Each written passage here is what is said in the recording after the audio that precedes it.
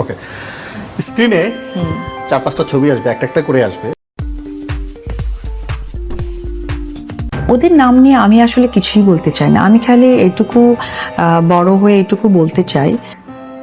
অপু বিশ্বাসকে এবার সাকিব ও তার ছোট্ট মেয়ের ছবি দেখানো হলো, তবে অপু বিশ্বাস এই বিষয়টি নিয়ে বেশ কিছু একটা রিয়্যাক্ট করেনি। তিনি স্পষ্টভাবে জানিয়েছে, ছোট সন্তানদের নিয়ে আমি কোনো রকম কোনো বাজে মন্তব্য করতে চাই না, তবে বুবলি সবটাই যে ইচ্ছে করে করে সেটা আমি জানি।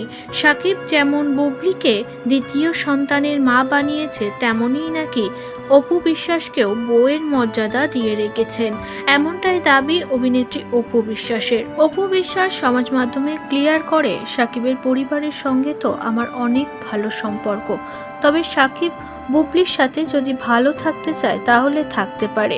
ছোট সন্তান পৃথিবীতে আসা মানে অনেকটা আনন্দের জিনিস, সেই বিষয়টা নিয়ে আমি কখনোই কোনো মন্তব্য করব না একজন মা হিসাবে। মানে উনি আমার জীবনের কি যে একটা পার্ট, এটা আসলে মানে এটা আমি কোন ভাষা দিয়ে বোঝাতে পারবো না। এটাই আমার কাছে সবচেয়ে বড় একটা মানে এটা হচ্ছে আমার ব্যথার জায়গা। আমার ভক্ত দর্শকরা যদি বলে যে অপু বিশ্বাস ব্যথা পেয়েছে কোথায় বা কোন জায়গাটা কি, এটা হচ্ছে আমার সবচেয়ে একটা দুর্বলতা জায়গা।